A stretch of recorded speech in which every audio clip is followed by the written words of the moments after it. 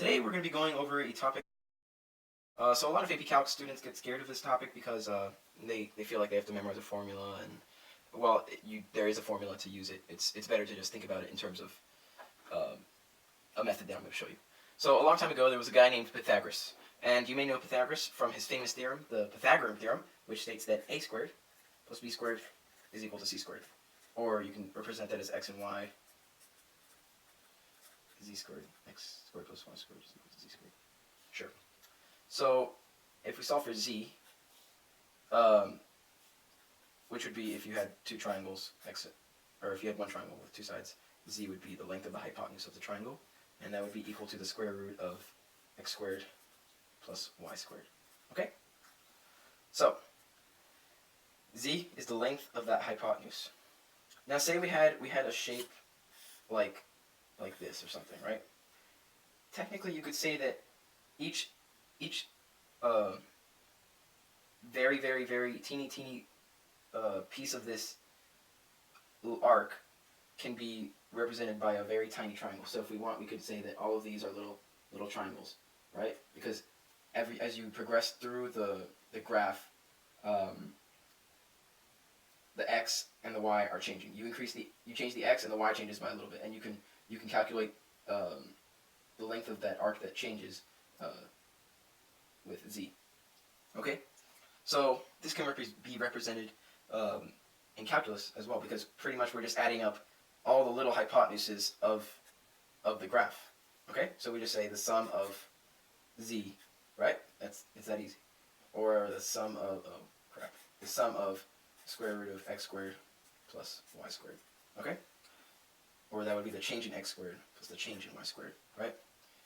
And then we can change that into a form that we can take the integral of into an integral form, because you're familiar usually, like if we want to take the area of something, we have like say it's like y of x, right? And we take it with respect to x. That is, we're adding up all the little rectangles, right? That y value times that change in x value. So we want to get it into some form like this. Okay.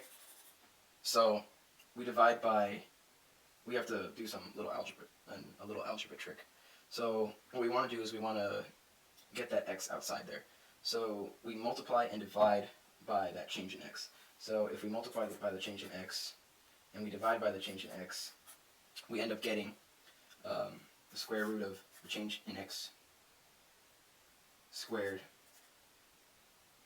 divided by the change in x squared plus the change in y squared over the change in x squared, right? And this is all under that radical times the change in x. Okay?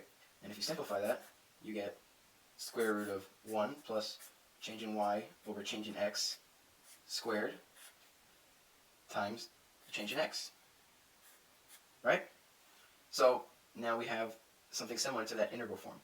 So we can just convert that real quick to the same thing as 1 plus dy dx squared times dx. Okay?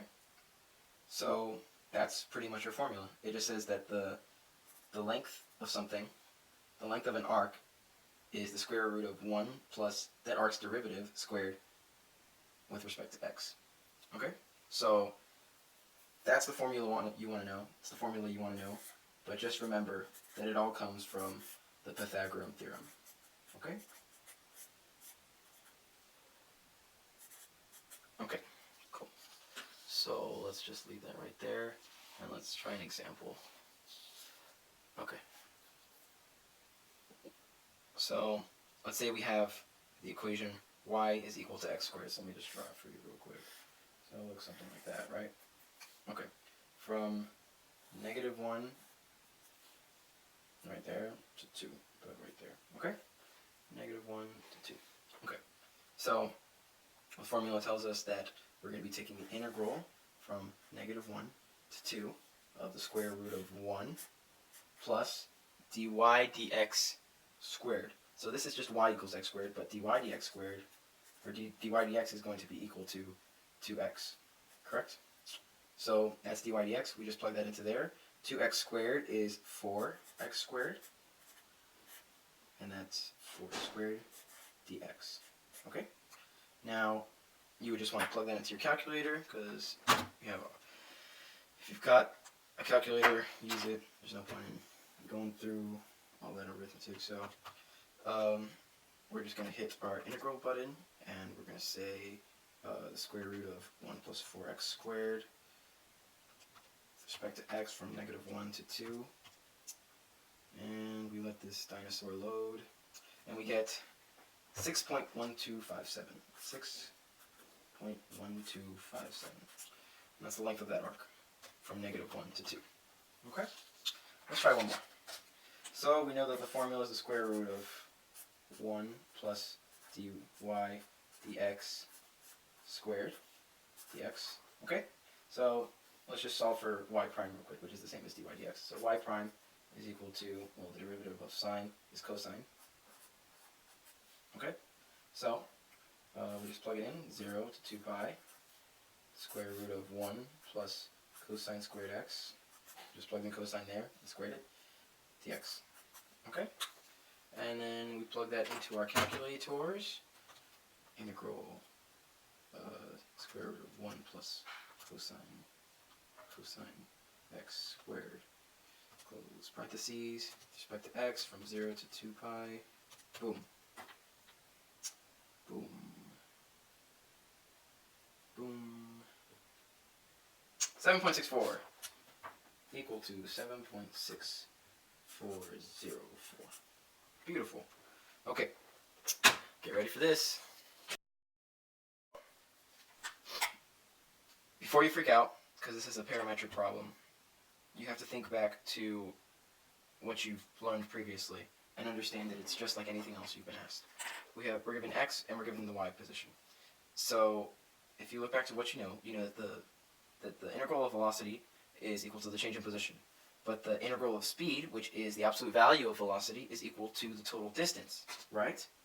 Okay? So in order to find the arc length of this, all we have to do is we have to integrate the speed, right? So the speed is just going to be the vector of dx dt and dy dt. So dx dt is going to be just t squared, right? Just bring it over, track 1. And dy dt is going to be equal to just t. Correct? Yeah. Okay. And if we change this into a vector, we get t squared and t, right? But if you look at it as a triangle, we have t squared as the speed in the x direction, and t as the speed in the y direction, right? So that's x, that's y. But the speed in the z direction, which would be the hypotenuse of these two sides, would be this.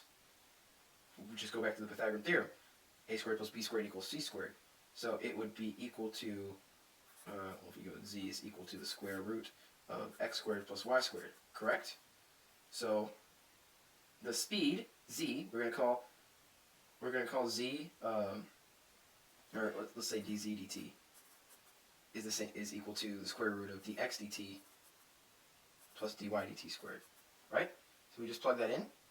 dz dt is going to be equal to x, which is t squared, plus t squared. Correct? That's just what dz dt is. And that's the speed. Because no matter what, you're going to get a positive value for this this equation, because it's under a square root. Correct? So that's just that. That's the total distance. So if we integrate that, the square root of t to the 4th plus t squared, we're going to get our answer if we do it from 0 to 1, right? So I'm not going to solve that out for you because that'd be kind of a waste of time. But if you just look at it, you're just integrating from a to b of what I like to call dz dt, right? Which is the derivative of the x, or it's the hypotenuse of the triangle created by the x derivative and the y derivative, the x speed and y speed. If you take the hypotenuse of that, you get the z speed, right? And And we know that because that if we take the derivative of that, that we get the total distance. And usually you'll see this expressed as from a to b is equal to dx dt squared plus dy dt squared. Now, a lot of people get confused by this, but in all honesty, it's really a lot easier if you just think about it in terms of dz dt. Okay, that's it. Thank you.